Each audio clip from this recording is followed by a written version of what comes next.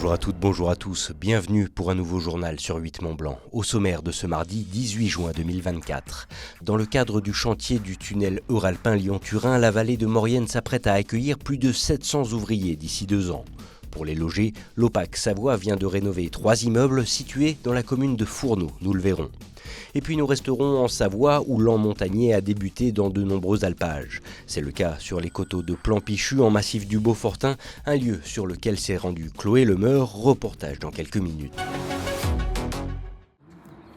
Le projet du Lyon-Turin entrera prochainement dans une autre dimension avec l'arrivée d'une nouvelle vague de travailleurs entre 2025 et 2026. Pour répondre aux besoins de logement des salariés du chantier, les partenaires du dispositif Mon Logement Lyon-Turin participent à la réhabilitation de résidences vacantes ou dégradées en Maurienne.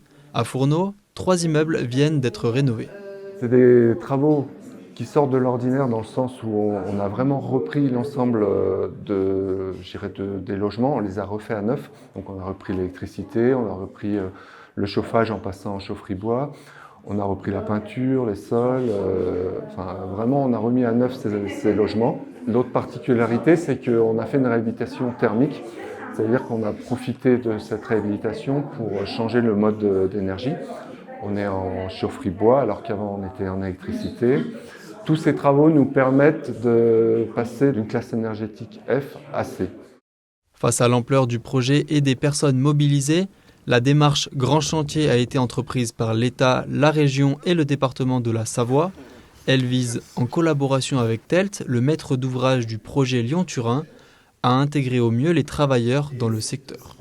Les enjeux pour TELT, c'est déjà d'éviter de devoir créer des bases vies pour loger les salariés et d'autre part de participer à ce que les chantiers ne soient pas hors sol et contribuent au développement du territoire. Aujourd'hui, c'est déjà 2500 personnes qui travaillent sur nos chantiers. Et ces 2500 personnes ont trouvé à se loger.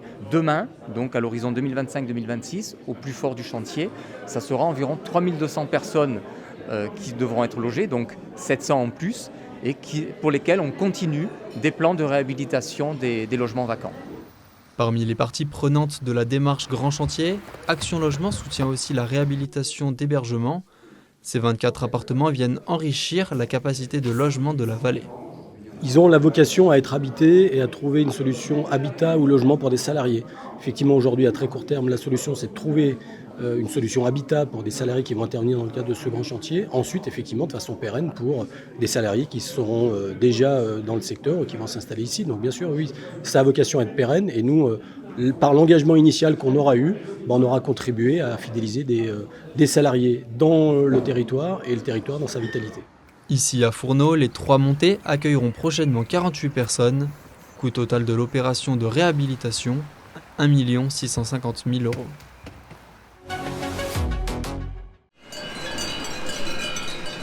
Ce matin-là, le massif du Beaufortin s'est animé au son des cloches.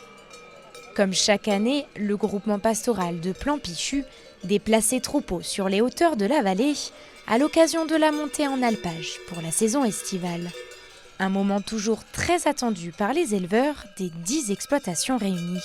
La montée en alpage, chaque année, c'est des prises de décision importantes pour les montagners, le jour, la date. Donc tout le monde se met en accord pour pouvoir faire cette montée. Et c'est un moment qu'on attend tous, un moment qui est convivial. C'est des pratiques ancestrales, donc déjà d'un point de vue entretien du paysage, entretien du territoire. C'est quand même, on défend, un fromage AOC, donc ça fait partie de la culture locale. Et puis c'est toujours un bon moment de marcher avec les vaches au son des cloches. Au total, près de 450 vaches se suivent à la file indienne. Mais sur le chemin, certaines ne sont pas toujours disciplinées.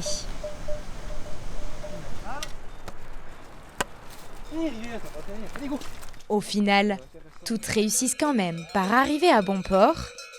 Elles sont ensuite réparties selon différents secteurs. Elles se répartissent en fonction de l'altitude de la pousse de l'herbe et elles se répartissent aussi en fonction de leur date de vélage.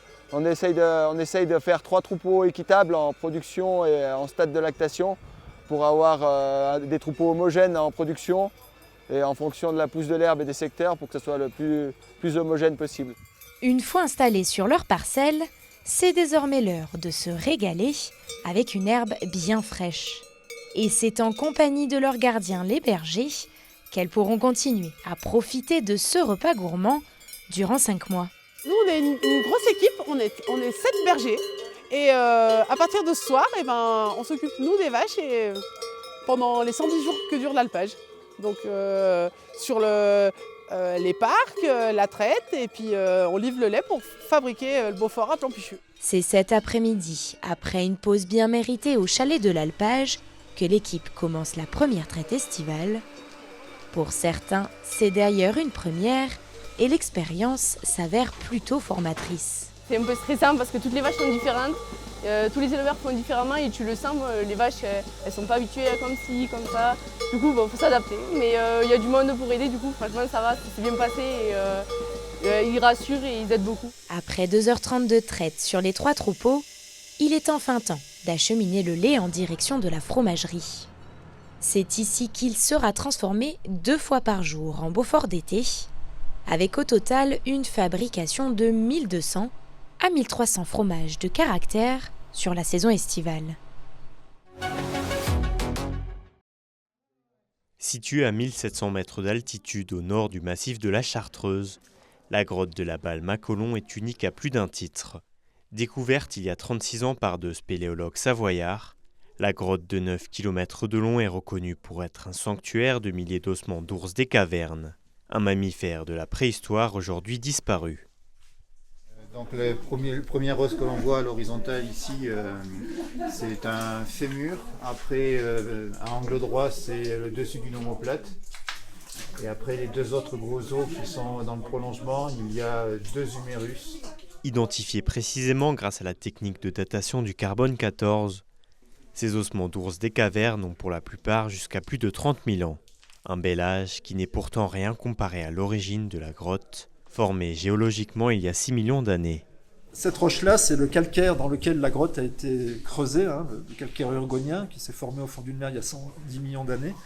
Et celui-ci, c'est une roche qui n'existe plus aujourd'hui en surface sur le granier, qui est plus jeune, qui s'est déposée par-dessus et qu'on retrouve conservée dans la grotte. Donc c'est la preuve que cette roche a aussi été présente dans l'environnement autour de la grotte. Ça permet de dater Donc ça permet effectivement de dater. Alors comme c'est un galet ici, alors que là c'est un bloc qui est tombé de la paroi, c'est beaucoup plus anguleux, ça a été roulé. Donc ça c'est vraiment la preuve qu'il y a eu une rivière souterraine qui a circulé dans cette galerie, qui a disparu aujourd'hui, qui a disparu déjà, elle n'était plus là à l'époque des ours, et les ours se sont en fait installés sur le lit d'une ancienne rivière souterraine asséchée. Au fil du temps, la grotte de la Balle-Macolon a donc connu de nombreuses transformations. C'est pourquoi Marc Papé, l'un des 2 hommes à avoir découvert le lieu en 1988, reste humble et relativise à chaque fois qu'il entre dans cette caverne. On voit que le réseau, les couches géologiques, elles ont 110 millions d'années, qu'après la grotte, elle s'est faite il y a 5-6 millions d'années, et puis les ours, ils sont tout près de nous finalement. Puis nous, on est vraiment la petite cerise sur le gâteau, là, on arrive derrière tout ça, on est minuscule. Hein. Pour la préserver, la grotte de la Balle-Macolon n'est ouverte qu'à titre exceptionnel. Une manière en quelque sorte de conserver encore longtemps les nombreux secrets qu'elle renferme. Et nous voilà déjà au terme de cette édition du journal de la rédaction. Merci de votre intérêt pour l'actualité sur notre antenne et merci à toute l'équipe. Tout de suite, Thierry Paul me prend le relais pour la météo de votre territoire et quant au retour des informations, c'est pour demain, mercredi à partir de 18h. En attendant, je vous souhaite une excellente fin de journée sur 8 Mont Blanc. À bientôt.